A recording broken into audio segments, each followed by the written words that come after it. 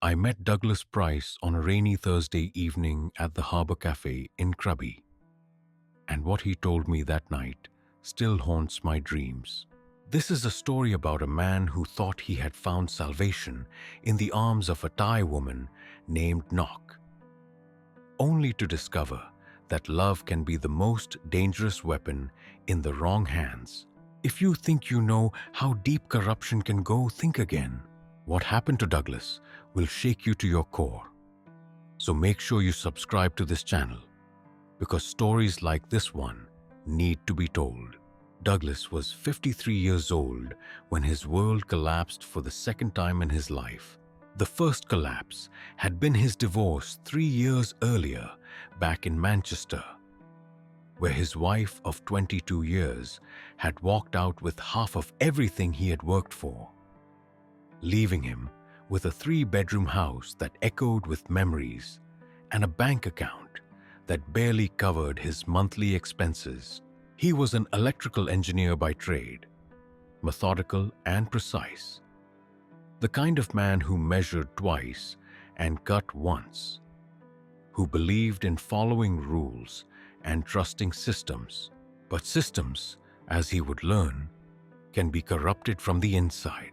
After the divorce settlement was finalized, Douglas made a decision that surprised everyone who knew him.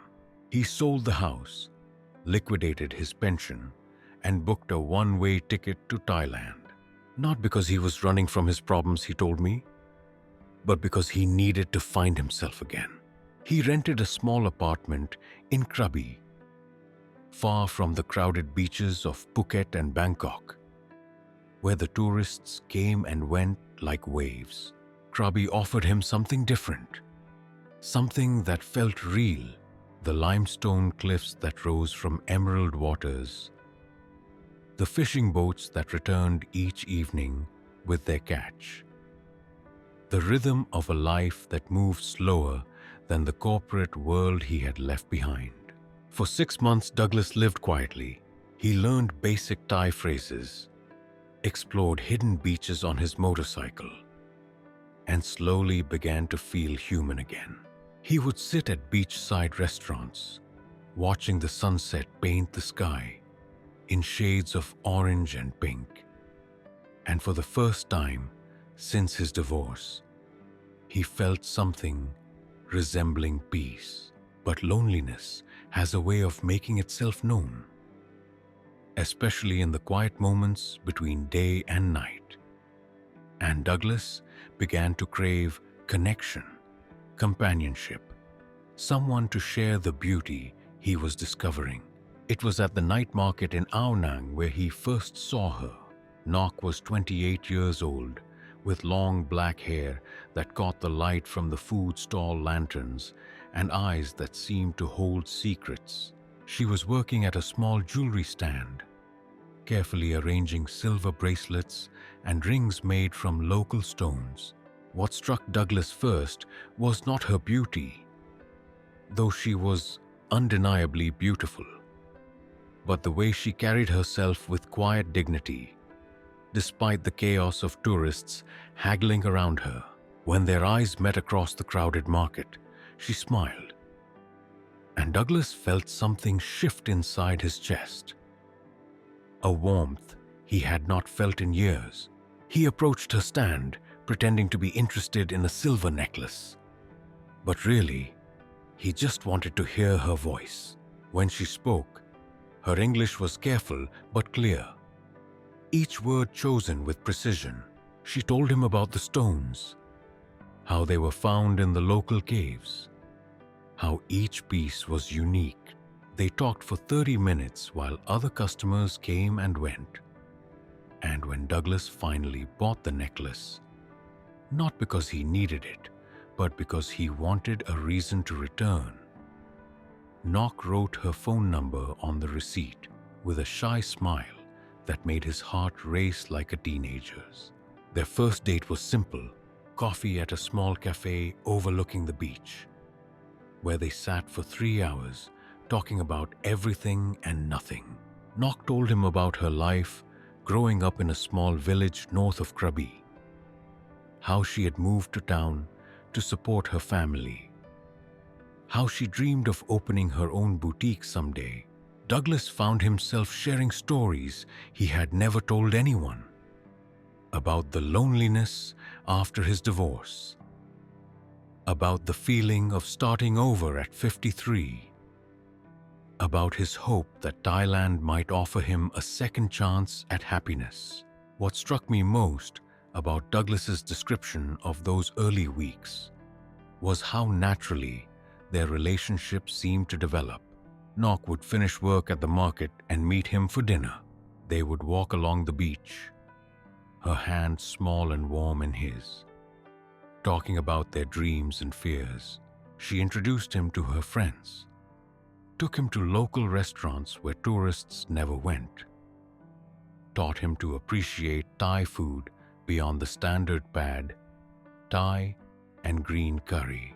For the first time in years, Douglas felt like he belonged somewhere, like he was building something meaningful with someone who genuinely cared about him. But pause here for a moment and tell me in the comments what seems suspicious to you about this story so far. What warning signs would you have noticed if you were Douglas's friend watching from the outside? The first red flag appeared 3 weeks into their relationship, but Douglas was too intoxicated by love to recognize it. Nock mentioned that she was having trouble with local police who were demanding payments from market vendors. She said it casually, almost as an afterthought, while they were sharing somtam at their favorite restaurant. The police, she explained, claimed the vendors needed special permits to operate, permits that cost 3,000 baht per month per stall. It was protection money, pure and simple, but presented as legitimate bureaucracy. Douglas, with his Western sense of justice and his engineering mind that believed problems had solutions, immediately offered to help. He could speak to the police, he suggested. Maybe there was a misunderstanding. Nock's reaction was swift and fearful. "No," she said, grabbing his arm with surprising strength. Foreigners who interfered with local police matters often found themselves in serious trouble.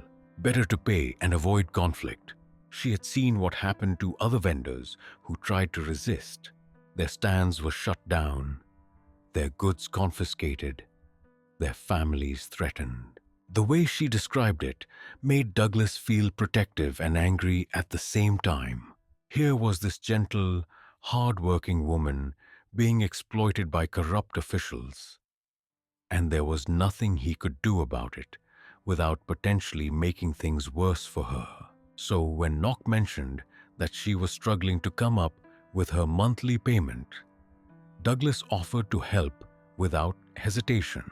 3,000 baht was less than $90, nothing compared to what his divorce had cost him. Nothing compared to the happiness Nock brought into his life. What Douglas didn't realize was that this first payment was like blood in the water to sharks. Within 2 weeks, Nock returned with more problems.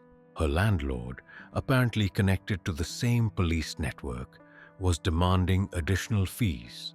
Her jewelry supplier was being pressured and needed help with his own police payments.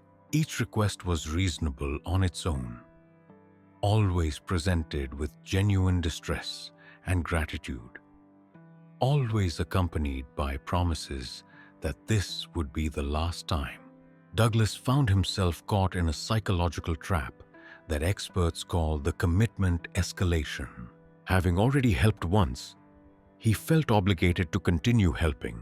Each payment made him more invested in protecting his investment, more committed to the relationship that now depended on his financial support. Nock was grateful, affectionate, increasingly dependent on him.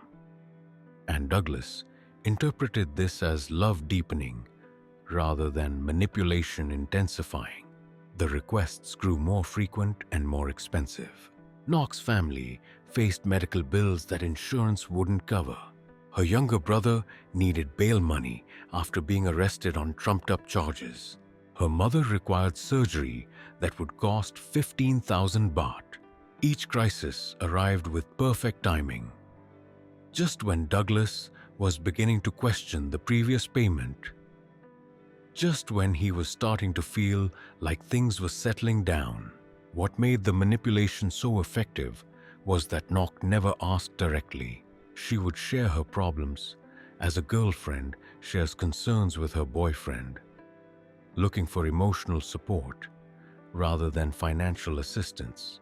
But when Douglas offered to help, which he always did, because that was the kind of man he was, she would accept with tears of gratitude and promises that she would pay him back when things improved. The payments were always structured to seem temporary and manageable, never more than Douglas could afford, never presented as permanent solutions, always emergencies that required immediate action, always accompanied by detailed explanations that made the corruption seem frustratingly real and unavoidable. Nok would show him documents in Thai that he couldn't read, photographs of her family members who needed help, text messages from officials making demands. As the months passed, Douglas found himself becoming increasingly isolated from other expatriates in the area. Nok discouraged him from making friends with other foreigners, suggesting they wouldn't understand Thai culture, that they might judge their relationship, that they were often involved in their own corrupt dealings that could reflect poorly on Douglas. She encouraged him to trust her completely, to rely on her as his guide through the complexities of Thai society. Douglas's world gradually shrank until it revolved entirely around Nok and her needs. His days were structured around her work schedule, her family obligations, her problems that required his solutions. He stopped exploring the island, stopped making plans that didn't include her, stopped questioning the increasing frequency of financial crises that seemed to follow them everywhere they went. The psychological dependency was as strong as the financial one. Douglas had found purpose again, a reason to get up each morning, someone who needed him in ways his ex-wife never had. Nok made him feel essential, protective, successful in ways that his career and previous marriage had not. She praised his generosity, his understanding of Thai culture, his ability to navigate complex situations that other foreigners couldn't handle.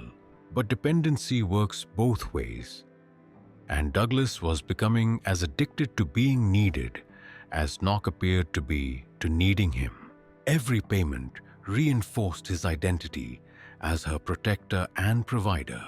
Every expression of gratitude fed his ego and justified his sacrifices. Every crisis that he solved made him feel more competent and more committed to their shared future.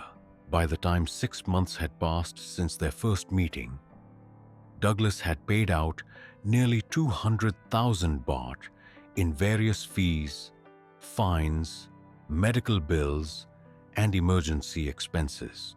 The money was coming from his savings, his pension fund, and increasingly from credit cards that he was using to bridge the gaps between crises. He was still comfortable, still able to maintain his lifestyle, but the financial pressure was beginning to create stress that he hadn't felt since his divorce proceedings. The revelation came on a Tuesday morning in October, almost 8 months after Douglas had first seen Nok at the night market. He was having coffee at a beachside cafe, waiting for her to finish some errands, when he overheard a conversation at the next table between two Thai men speaking in English. One was complaining about foreigners who were so easy to manipulate, who believed any story about corrupt police and family emergencies. The other was laughing about a scam they were running with some police friends. using attractive women to target lonely Western men, keeping them dependent and paying for months or even years. The conversation was casual, almost bored, the way people discuss a job that has become routine. They mentioned specific amounts that matched exactly what Douglas had been paying. They discussed tactics that sounded eerily familiar. They laughed about how grateful the targets were, how they competed to solve problems and prove their worth. One mentioned a woman named Nock, who was particularly skilled at this kind of work, who had been running the same scheme for 3 years with different foreigners. Douglas felt the world tilt around him as the pieces fell into place with horrible clarity. The timing of every crisis, the way Nock always knew exactly who to pay and how much, her discouragement of his friendships with other expatriates, her reluctance to let him meet her family, despite all the money he had sent for their medical bills and emergencies, the convenient appearance of documents he couldn't read, and official demands that always seemed to require immediate cash payments. He sat frozen at that cafe table for nearly an hour after the men left, his coffee growing cold as he replayed every conversation, every crisis, every moment of gratitude and affection from the past 8 months. The woman he loved, the relationship he had built his new life around, was a carefully constructed lie designed to separate him from his money as efficiently as possible. Subscribe to this channel right now, because what happened next will shock you. And if you know anyone who has experienced similar romance scams, share your thoughts in the comments below. When Douglas finally confronted Nock that evening, her response was textbook manipulation. First came denial, then hurt feelings, then angry accusations that he didn't trust her, that he was like all the other foreign men who thought Thai women were only interested in money. She cried real tears, accused him of believing gossip over her love, threatened to end the relationship if he couldn't support her during difficult times. But Douglas had spent 30 years as an engineer, analyzing systems and identifying flaws. And once he started looking at their relationship as a system designed to extract money, every component made perfect sense. He pressed for details, demanded to meet the police officers she had been paying, insisted on seeing the medical bills and legal documents that justified their expenses. Nock's reaction told him everything he needed to know. The tears turned to rage. The hurt feelings became threats. If Douglas stopped paying, she warned, the police would come after him directly. They knew about all the money he had contributed to what they would classify as bribing officials.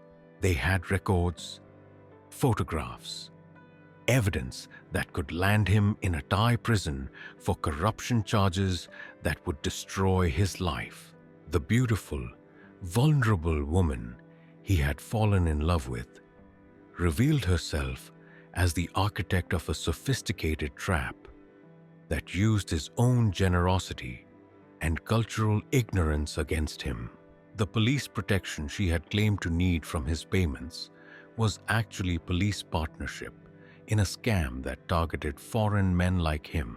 The family emergencies, the medical bills, the bureaucratic fees were all fictional constructs designed to create a steady stream of income while maintaining the illusion of a genuine relationship. What made the betrayal particularly cruel was that Douglas realized he had been performing his own victimization. Every payment had been his choice. Every crisis had been solved by his volunteer generosity. Nock had never directly threatened or coerced him. She had simply created circumstances where his own protective instincts and desire to be needed had led him to hand over his savings willingly, even gratefully. The psychological manipulation had been so subtle and effective that Douglas found himself questioning his own perception of reality. Had he misunderstood the conversations he had overheard? Was he being paranoid and suspicious, like his ex-wife had always accused him of being? Maybe Nock was genuinely in love with him, and the money was just an unfortunate coincidence of bad timing and legitimate emergencies. But when he demanded proof, documentation, meetings with the officials they had been paying, Nock's story fell apart completely. The police station she claimed to visit regularly had no record of the permits she described. The hospital where her mother supposedly had surgery had no patient by that name. The bail bondsman who had released her brother couldn't be found at the address she provided. Faced with evidence of the deception, Nock abandoned the pretense of innocent love and revealed the true scope of the operation. She worked with a network of police officers and local officials who identified vulnerable foreign men and assigned women to cultivate long-term financial relationships with them. The women were trained in basic psychology, taught to identify and exploit the emotional needs of their targets, coached in creating believable crises that required cash solutions. Douglas was not Nock's first target and would not be her last. She had been running similar scams for 3 years, sometimes managing 2 or 3 foreign boyfriends simultaneously, each believing he was her only source of support and protection. The police officers provided official-looking documents, created fake arrest records, even staged dramatic confrontations when necessary to maintain the illusion of bureaucratic corruption that required constant payments.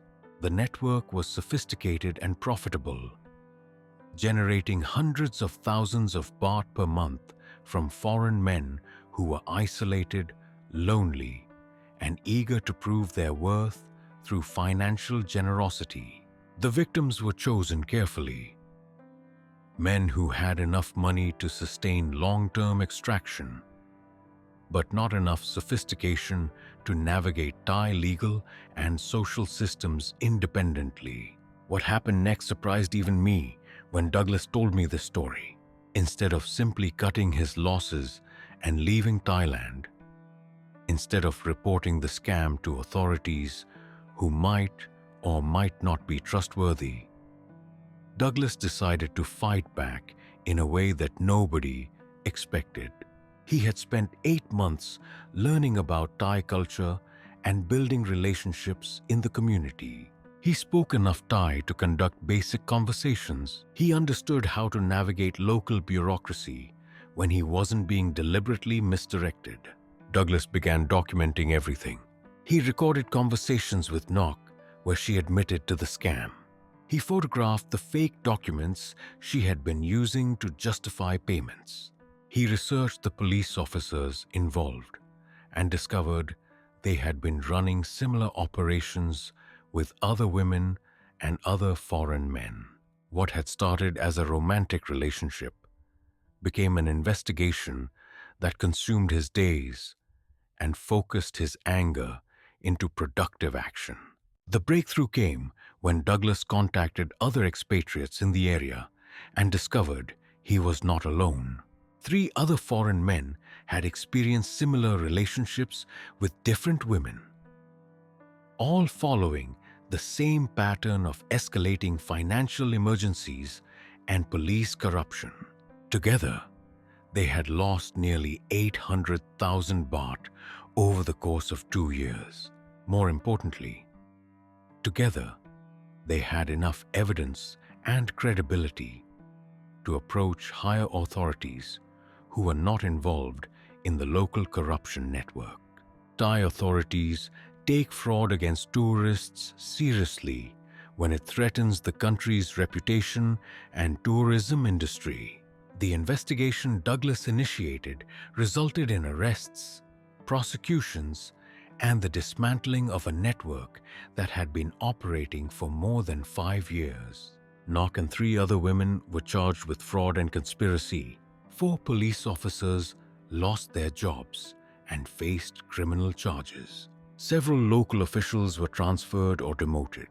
Douglas recovered about 60% of his money through legal proceedings and asset seizures. More importantly, he discovered a sense of purpose and competence that had been missing from his life since his divorce.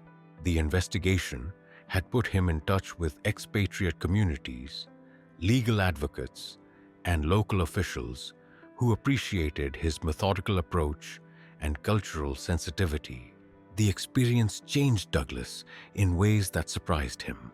Instead of leaving Thailand bitter and defeated, he decided to stay and build something positive from the wreckage of his deception. He began working with tourist police and expatriate organizations to educate other foreign men about romance scams and cultural manipulation tactics. He learned Thai more seriously, developed genuine friendships with local people who respected his integrity and efforts to understand their culture authentically. 6 months after the arrests, Douglas met Sarah, a British teacher who had moved to Thailand to work with a legitimate educational foundation. Their relationship developed slowly, built on transparency and mutual respect, rather than dependency and financial obligation. Sarah had her own career, her own money, her own reasons for being in Thailand that had nothing to do with finding a foreign provider.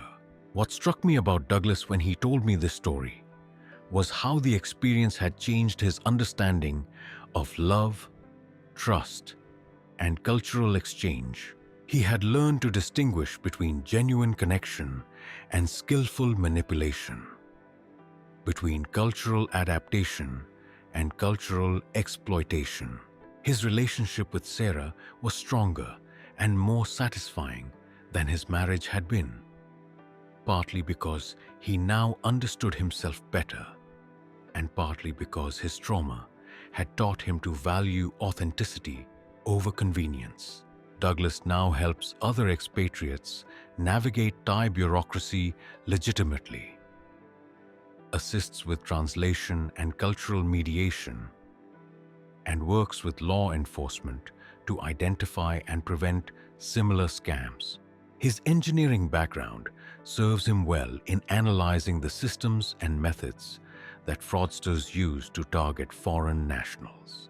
He has become an unofficial expert in romance fraud prevention, speaking to expatriate groups and tourist organizations about recognizing manipulation tactics.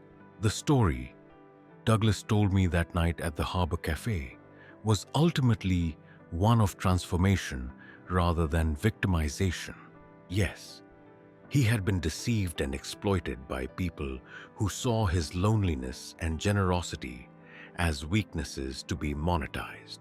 Yes, he had lost money and time and emotional energy to a carefully crafted lie that played on his deepest needs for connection and purpose.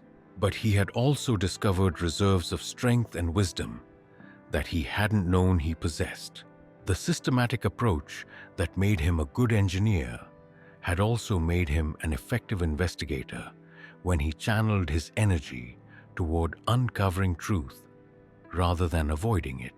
His desire to help and protect others had been weaponized against him. But when directed toward legitimate causes, those same impulses made him a valuable advocate and educator. Douglas learned that cultural integration is not about adopting local corruption or accepting exploitation as the price of belonging. Real integration means understanding how systems work and finding your place within them honestly and ethically. It means building relationships based on mutual respect and authentic communication, rather than dependency and financial obligation. The hardest lesson, he told me, was learning to distinguish between love and gratitude. Nock had been genuinely grateful for his financial support, and that gratitude had felt like love to a lonely man who was starving for appreciation. But gratitude is transactional, while love is transformational. Gratitude depends on continued benefit, while love creates mutual benefit. Learning the difference between them had been painful, but ultimately liberating. Today, Douglas lives in Krabi with Sarah in a house they bought together, each contributing according to their means and abilities. He runs a small consulting business, helping other expatriates navigate legal and bureaucratic processes legitimately. He volunteers with tourist police and speaks at embassies about fraud prevention. His relationship with Thailand has evolved from naive romance to informed partnership. The corrupt police officers who enabled Nock's operation were sentenced to prison terms and barred from law enforcement. Nock herself served 18 months in prison and was banned from working in tourism-related businesses. The network they had built was dismantled, its methods exposed, its victims compensated as much as possible through legal proceedings. But Douglas knows that similar operations continue in other places with other victims. The fundamental dynamics that made him vulnerable, loneliness combined with financial resources and cultural unfamiliarity, create ongoing opportunities for exploitation. The internet has made it easier for scammers to research targets and customize their approaches. Social media provides detailed information about potential victims' emotional needs and financial capabilities. What Douglas wants people to understand is that being victimized by a romance scam does not reflect weakness or stupidity. The perpetrators are skilled professionals who study psychology and cultural dynamics to create convincing scenarios that exploit universal human needs for connection and purpose. They succeed because they understand their targets better than their targets understand themselves.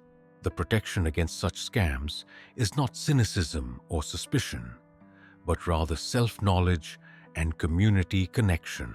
Understanding your own vulnerabilities, maintaining relationships with people who can provide objective perspective, and building authentic connections that don't depend on financial transaction are the best defenses against exploitation. Douglas's story reminds us that healing from betrayal involves not just recovery, but growth. He could have returned to England bitter and defeated, warning others to avoid Thailand and relationships with local women. Instead, he chose to learn from his experience and use that knowledge to help others navigate similar challenges more successfully. The man I met at the Harbour Cafe that rainy Thursday evening was not the same man who had first seen Nock at the night market. The heartbreak had aged him, but the recovery had strengthened him. His relationship with Sarah was deeper and more satisfying than his marriage had been, partly because he now understood the difference between dependency and partnership, between gratitude and love, between cultural exploitation and cultural exchange. Subscribe to this channel now and share in the comments if you or someone you know has experienced something similar. What warning signs would you watch for? What advice would you give to someone in Douglas's position? Keep following our channel for more stories of survival, recovery, and transformation from the darker corners of international romance. Your subscription helps us continue sharing these important stories that can protect others from similar deceptions.